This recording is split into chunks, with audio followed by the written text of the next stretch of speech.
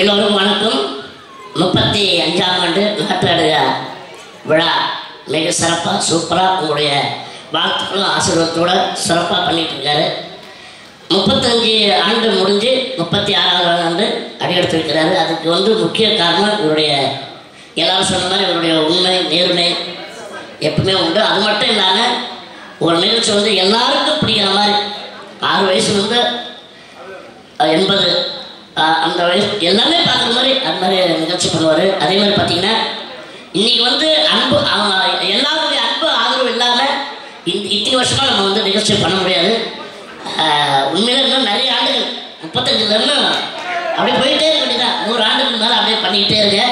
ரொம்ப சந்தோஷம். இந்த பிள்ளையாரி சொல்லிட்டு எப்போனா தேடி சுவரிச்சுன்னு ஒரு படம், விக்னேஷ் ஹீரோ. அப்போ மயில் சார் நான் சார்லி சார் எல்லாமே உட்காந்துட்டு அப்போ ஷூட்டிங்கு வாங்க போனால் தலைவர் அப்படின்னா அப்போ எங்கள் கூட வருவார். அப்போ பேசுகிறதுக்கு போது தான் பைவான் ரங்கநாதன் அப்போ பேசிக்கிட்டு இது மாதிரி என்னுடைய இனிய நண்பருங்க இந்த மாதிரி டான்ஸ் ப்ரோக்ராம் பண்ணலான்னு இருக்காரு. அப்போ பார்த்தீங்கன்னா எங்களுடைய வேலை எப்படின்னா நம்ம வேணுகோபால் டிஸ்கோஜி அப்புறம் வேறு 2-3 பேர் அப்படிலாம் என்ன பண்ணுவார். இவர் கேசட் இப்போ ஆட்டோ பாட்டில் செய்கிறாருல்ல, இப்போ கேசட்டை கொடுக்குறதுக்கு அந்த இதுதான் இவர் பண்ணிகிட்டு இருந்தார்.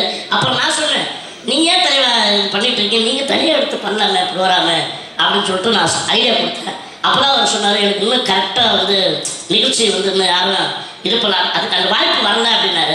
அப்போ தான் பைவன்றாங்க சார் கிட்ட சொன்னேன். அப்புறம் அவருடைய தெரிஞ்ச ஃப்ரெண்டுக்கிட்ட சொல்லி முதல் ப்ரோக்ராம் பார்த்திங்கன்னா சூப்பர் ஸ்டார் ரஜினி சாருடைய ஸ்ரீ ராகவேந்திரா கல்யாண மண்டபத்துக்கு தான் இவர் முதல் தொடக்கம் போட்டார். அது பார்த்திங்கன்னா இன்றைக்கி வரைக்கும் பார்த்திங்கன்னா 35 வருஷமாக அப்படியே ட்ராவல் பண்ணிகிட்டு இருக்காரு. உண்மையில் ரொம்ப சந்தோஷம். எந்த நேரத்தில் யாருக்காவது அதாவது நம்ம கலைஞர்கள் எந்த உதவினாலும் நைட்டு 2 மணிக்கு ஃபோன் பண்ணி சொன்னாலும் அந்த இடத்துல அடுத்த நொடியில் அவங்க அப்படி நிற்பார். அந்த மாதிரி ஒரு நல்ல அருமையான மனிதர். அதே மாதிரி ஐயா ஏகே மூர்த்தி அவர்கள் வந்திருக்காரு. அவர் ப்ரோக்ராம்லாம் நிறைய அவர் பண்ணுறாரு. மாநாடு நிறைய நாங்கள் பண்ணியிருக்கோம். சின்ன ஐயாக்கெல்லாம் ரொம்ப பிடிக்கும் எல்லாமே. அதே மாதிரி அன்புமணி ராமதாஸ் ஐயா என்னுடைய கல்யாணத்துக்குலாம் வந்திருக்காரு, ஆசீர்வாதம் பண்ணியிருக்காரு. நிறைய நிகழ்ச்சி பண்ணியிருக்கோம். நீங்கள் நிறைய பேர் வந்திருக்காங்க. அதனால் எல்லாரும் சொல்ல முடியும் வந்திருக்கிறது. அவரை வாழ்த்த ஆசீர்வாதம் பண்ண எல்லா மக்களுக்கும் அவர் சார்பாக நன்றி மகிழ்ச்சி. ஒரு நடனக்குழு கிட்டத்தட்ட 35 ஆண்டுகள் கடந்து இவ்வளவு சீரும் சிறப்புமாக போகுதுன்னா அது எனக்கு தெரிஞ்சு ஒரே நடனக்குழு அன்பு அண்ணன் பிரேம்நாத் அவர்களுடைய அன்பு அண்ணனுடைய நடனக்குழு தான்.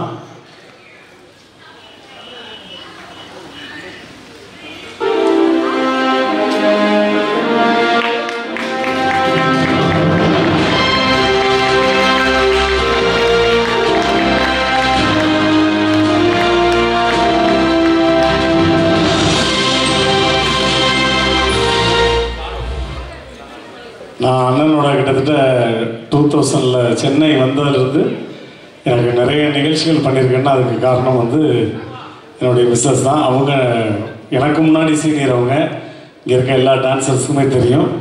முதல்ல அம்மா ராஜசேகர் மாஸ்டர் எங்கே இருக்காரு? மாஸ்டர் வணக்கம். முதல்ல மன்னிச்சுக்கோங்க மாஸ்டர், உட்காருங்க. முதல்ல அந்த வெட்டு திரைப்படத்திற்கு என்னுடைய மனமார்ந்த வாழ்த்துக்களை இங்கே நான் பதிவு பண்ணிக்கிறேன். உங்கள்கிட்டையும் தம்பிகிட்டையும் பேசினேன்.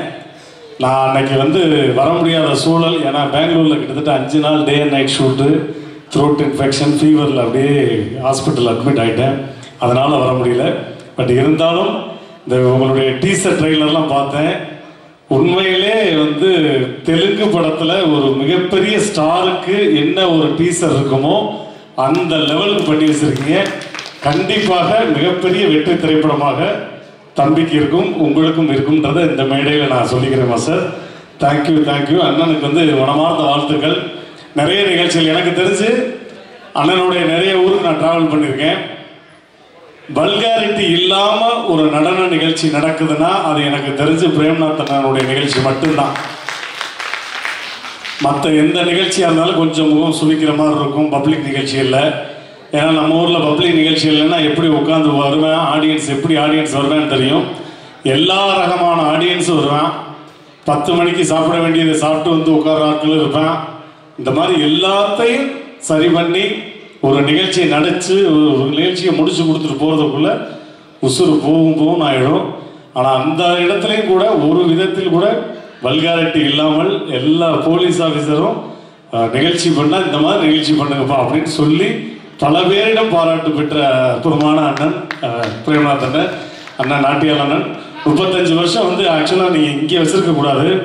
இன்னும் கூடிய விரைவில் உங்களுடைய 35ல் 40ல் 50ல் நேரு இண்டோர் ஸ்டேடியத்தில் 10,000 பேருக்கு முன்னாடி இதே உங்களுடைய விழாவை ஒட்டுமொத்த அமைச்சர்களும் உங்களுக்கு பிடிச்ச எல்லா துறையை சார்ந்த எல்லா அமைச்சர்களும் எல்லா காவல்துறை அதிகாரிகளும் எல்லா நடன கலைஞர்களும் அப்படி இருந்து பிரம்மாண்டமாக எப்படி வந்து ஜெயா டிவியில் வந்து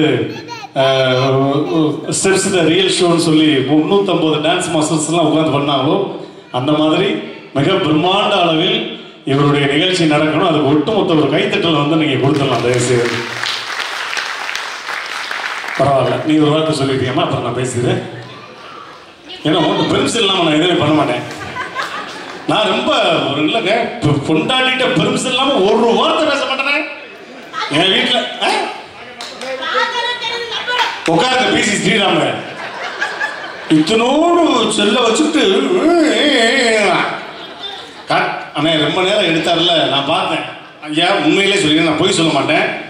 ரொம்ப நேரம் எடுத்தாருங்க இந்த ஜூலி ஆனரை. நானும் கீழே ஒழிஞ்சு ஊன்னாரு. கடைசி வரையும் பார்த்தா ஆன் பண்ணவே இல்லை. அதை எப்படி ஆன் பண்றதுன்னு தெரியல. அதை எங்க கேட்டுக்கணுமா இல்லையா? அப்படி ஜூம் பண்ணி கீழே அப்படி கீழே போந்து மேலே போந்து பெரிய பீஸ் ஸ்ரீராமு அப்படி கீழே குணிச்சுல அடுக்கிறாங்க. இருங்க வந்து பிடிக்கி விட்டுறேன். ஏற்கனவே வேற இந்த காய கல்பத்தை கொடுத்துருக்கீங்க.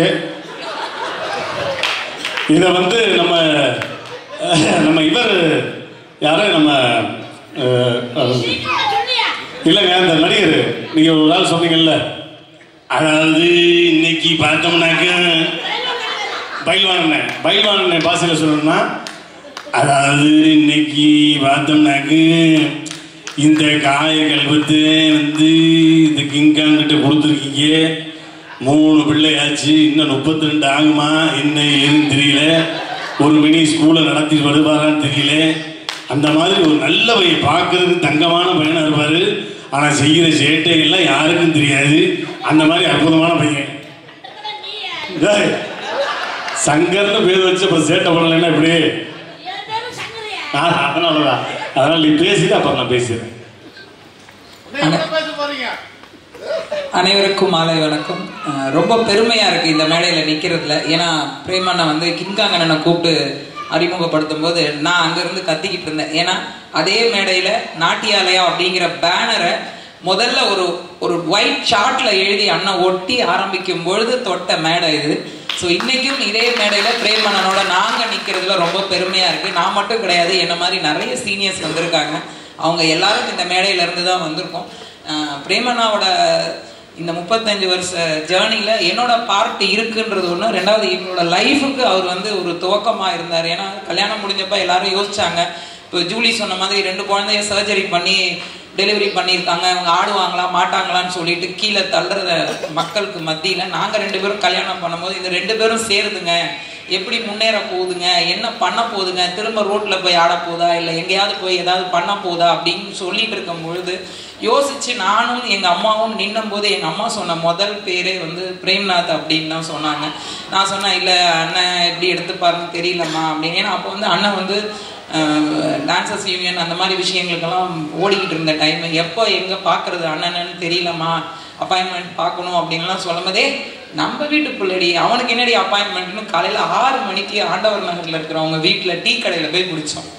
பிடிக்கும்பொழுது அப்போ அண்ணன் சொன்ன ஒரே வார்த்தை, ஏன் பயப்படுற நான் இருக்கேன்ல அப்படின்னு சொல்லிட்டு 10 டேட்டு சங்கருக்கு கொடுத்தாரு. ஸோ அன்னைக்கு எங்களுக்கு துவங்கின வாழ்க்கை இன்னைக்கும் வெற்றிகரமாக ஓடிக்கிட்டு இருக்கு.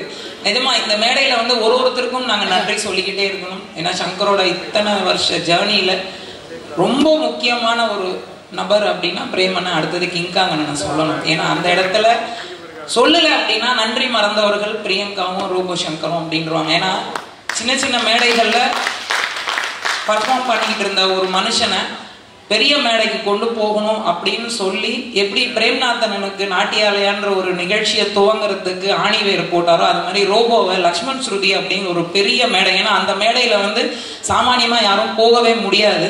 அந்த மேடைக்கு லக்ஷ்மண நாட்டை போய் பேசி ரோபோவை நான் கூட்டிகிட்டு வரேன், ஒரு பர்ஃபார்மன்ஸ் பண்ணி பார்க்குறேங்க, எப்படி பிடிச்சிருந்ததுன்னா கண்டினியூ பண்ணுங்கன்னு. அதே மாதிரி கூப்பிட்டு போனார் காமராஜர் அரங்கத்தில்.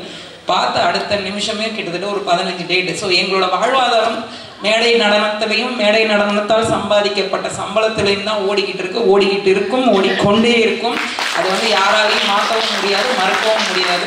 ஸோ இந்த மேடையில் வந்து நின்று இவங்க எல்லாருக்கும் நன்றி சொல்லணும் அப்படின்ற கட்டாயத்துக்காக தான். அந்த ஒரு சொன்னார் தெரியுங்களா, என் மனைவியை பேச விட்டு அவரோட பர்மிஷன் எல்லாமே பேச மாட்டேன் அப்படின்னு. நிஜமா அப்படிலாம் கிடையாது. அவருக்கு நிறைய ஃப்ரீடம் கொடுத்துருக்கேன் எல்லா வகையிலையும். ஏன்னா அவங்க எல்லாருக்கும் தெரியும் எத்தனை வகையில் அவருக்கு நான் ஃப்ரீடம் கொடுத்துருக்கேன் அப்படின்னு. ஸோ இந்த இடத்துல அந்த ஃப்ரீடமை நான் பயன்படுத்திக்கிட்டு நன்றி சொல்லிக்கிறேன். பிரேம்னா ரொம்ப ரொம்ப தேங்க்ஸ் பிரேம்னா. உறவு முறைக்குள்ளேயும் சொந்தத்துக்குள்ளேயும் நன்றி சொல்லக்கூடாது, ஆனால் நன்றி சொல்லிக்கிட்டே இருக்கணும், கடவுள்கிட்ட வேண்டிக்கிட்டே இருக்கணும். அவங்க நல்லா இருக்கணும், அவங்க நல்லா இருந்தால் எங்களை மாதிரி கலைஞர்கள் நல்லா இருந்துக்கிட்டே இருப்பாங்க அப்படிங்கிற ஒரே காரணத்துக்காக. பிரேம்னா தேங்க்யூ ஸோ மச் அண்ணா, லவ் யூ. சீக்கிரம் ஒரு 10 டேட்டு கொடுங்க சங்கருக்கு. ஆமாம், ரொம்ப நாள் ஆச்சு நாட்டியாலயா பேனரில் நாங்கள் ப்ரோக்ராம் பண்ணி. நானும் இப்போ வந்து எலிஜிபிள் ஆகிட்டேன், உங்களுக்கே தெரியும் என்னோட ப்ரொஃபைல் பார்த்தீங்கன்னா. ஸோ எல்லாரும் எங்களுக்கு டேட் கொடுக்கலாம், பர்ஃபார்மன்ஸ் பண்ணுவோம், பாட்டு பாடுவோம், டான்ஸ் ஆடுவோம், மிமிக்ரி பண்ணுவோம், மேஜிக் பண்ணுவோம், எல்லா வேலையும் பண்ணுவோம்.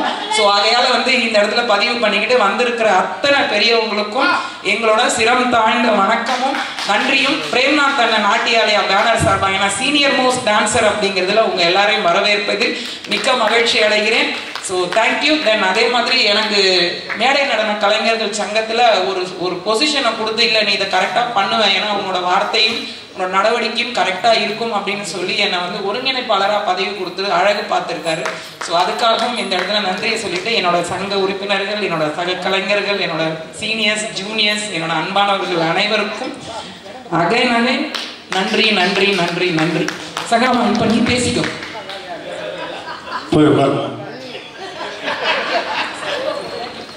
இல்லை கொடுப்பாங்க. அதாவது சாப்பாடுன்னு அலையாத, அதெல்லாம் தாராளமாக கொடுப்பாங்க.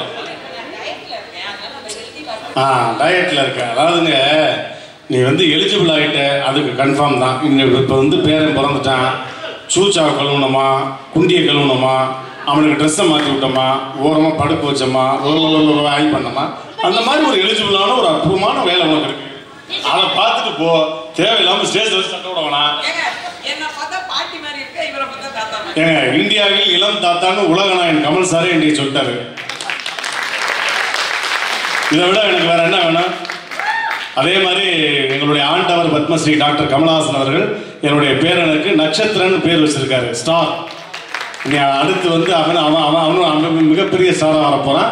அதனால கிஃப்ட் கொடுத்தீங்கன்னா இதை முதல்ல அனுப்பிச்சிடலாம். ஏன்னா என் பொண்டாட்டி எப்படி ஆளுன்றதை நான் சொல்லியிருக்கேன் முதல்ல.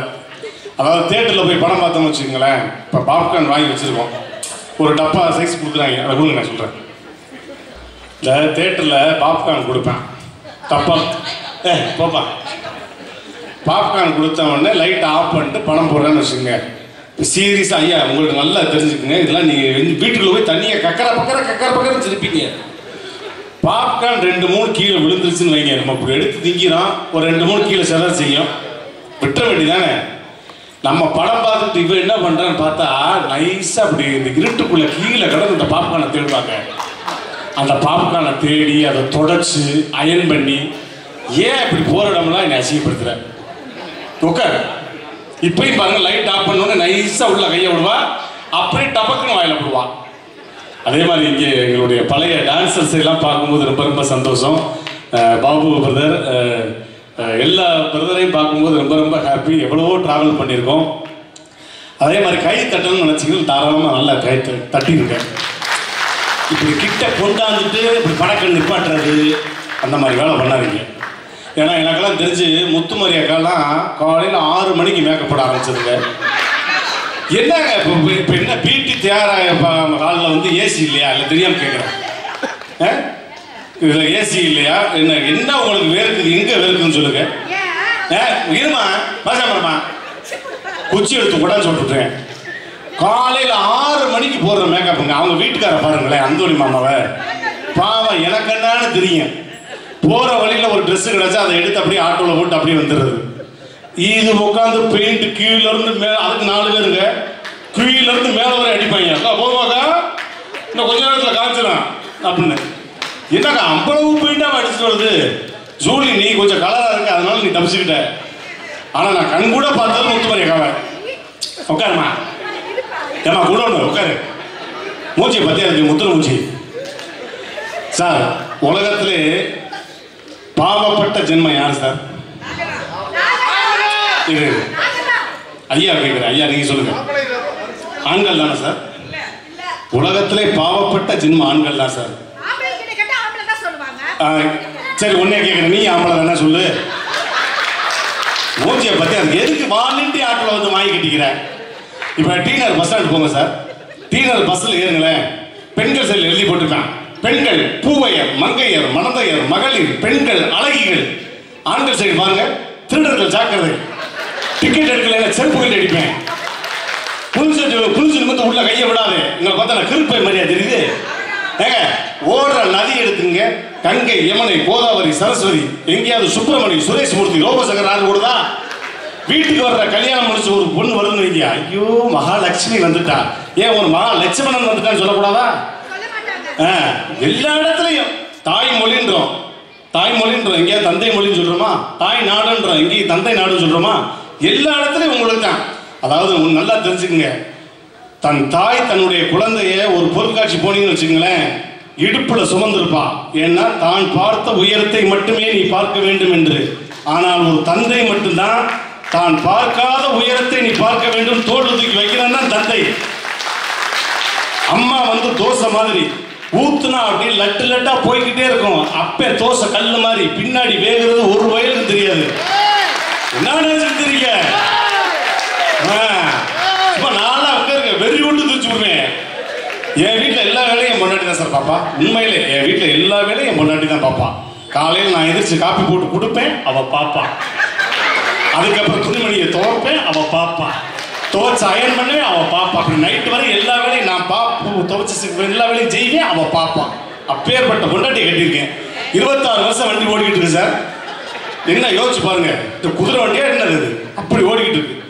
அதாவது சார், கல்யாணம் இங்கே புதுசாக திருமணமான தம்பதிகள் நேரம் காலம் இல்லை. அதனால 2 வாய்ஸ் அண்ணன் சொல்லியிருக்காரு. புரட்சி தலைவர் எம்ஜிஆர் வாய்ஸ். அதே மாதிரி எனக்கு பிடிச்ச இன்னொரு புரட்சி தலைவர்னா கருப்பு எம்ஜிஆர் கேப்டன் அவர்கள். இங்கே புதுசா திருமணமான தம்பதிகள் யாராவது தகையில் இருக்குங்களேன்? ஆனந்த் வச்சா புதுசா திருமணமான தம்பதிகள் இருந்தீங்கன்னா தயவு செய்து உங்க காலில் விழுந்து கெஞ்சி கேட்டுக்கிறேன். உங்களுக்கு குழந்தை பிறந்துச்சுன்னா, குழந்தை பிறந்து ஒரு 6 வயசு 7 வயசுக்கு அப்புறம் தேட்டருக்கு தூக்கிட்டு போங்க. இல்லைன்னா மானாவரியா கவலைப்படுவீங்க. நான்லாம் 3 வயசுல தூக்கிட்டு போனேன். என் மக வீல் கத்துறா, டிஜிட்டல் சவுண்டில் கத்ததானே செய்ய எஃபெக்ட்ல. என் மொட்டாட்டி கொஞ்சமாவது பதற வேணாம், பாப்கார்னை முக்கிக்கிட்டு அப்படி பார்க்குற பிள்ளையை தூக்கிட்டு வெளியே போயான்ட்டா. அப்படி சண்டால சுருக்கி மானே 2 மணியை வந்து வச்சுக்கிறேன். சர்த்தா நம்ம தானே பாவப்பட்ட ஜென்மம். பாவத்தாயா தாத்தா அழுகாத்தா ஓ படம் போட்டேன். ஓ ஓ ஓ அழுகாதா தாத்தா அழுகாத ஓன்னு தேட்டு கதவை திறக்கிறேன். என்னைய மாதிரி 75 பேர் ஓ ஓ ஓ வாங்க வாங்க நாங்களாம் டைட்டில் வேண்டாம் அப்படிங்க, ரொம்ப லேட்டா அப்படியே ஒரு காப்பி சாப்பிட்டு போகுன்றேன். என்னங்க நேரத்தை விட்டுருக்காங்க எங்களை போராடம்லாம். எவ்வளவு அட்ராசிட்டி பண்றீங்க பெண்கள். ஆனா இருந்தாலும் பெண்களை நாங்கள் எப்பயுமே மதிப்போம். ஏன் தெரியுமா? உங்களை வந்து எந்த மாவட்டத்திலையும் பாருங்க, பெண்களை வந்து முதன்மைப்படுத்தி போடுவாங்க, மதிப்பெண் அதிகம் அப்படின்னு. ஃபர்ஸ்ட் பேஜில் நீங்க இருப்பீங்க, 8வது பேஜில் குட்டியோட கட்டத்தில் நாங்கள் இருப்போம். ஏன் தெரியுமா? உங்களை படிக்க வைத்து அழகு பார்த்து உங்களை முதல் பக்கத்தில் பார்க்க வைத்து அழகு பார்ப்பவர்கள் ஆண்கள். அதை தெரிஞ்சுக்கங்க. தட்டி தொலைங்களா பொங்காப்பலா அந்த மாதிரி. ஸோ நம்மளுடைய நிகழ்ச்சி இருக்கட்டும். இருந்தாலும் ஒரு மோனே குரல் தான். முதல்ல என்னுடைய ஆண்டவர் உலக நாயகன்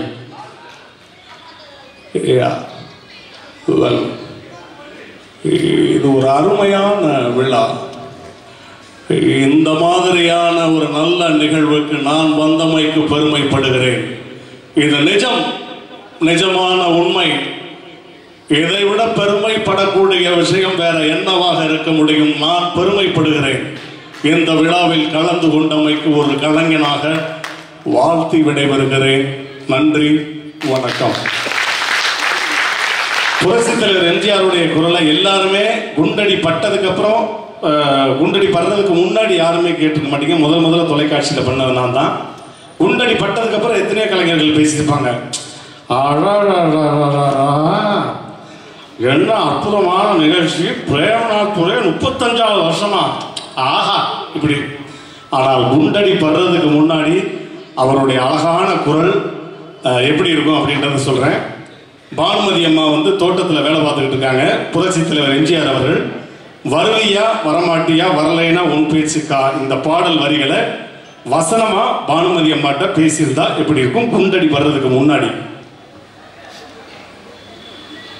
வருவீர்களா இல்லை யாருமே வரமாட்டீர்களா? அப்படி வரவில்லை என்றால் பானு உன் ஒருத்திக்கு மட்டும் கா தருவீர்களா? இல்லை எதையுமே தரமாட்டீர்களா? அப்படி தரவில்லை என்றால் உங்கள் ஒட்டுமொத்த பேருக்கும் கா. வந்துவிட்டால் அனைவருக்கும் பணம், இல்லை என்றால் அனைவருக்கும் கா. பணத்தை வாங்கி செல்வதும் காயாக திரும்பி போவதும் உங்கள் கையில் உள்ளது. நாளை காலை அரசவையில் சந்திப்போம். என்னை நம்பி கெட்டவர்கள் யாரும் கிடையாது, நம்பாமல் கெட்டவர்கள் பல பேர் உண்டு.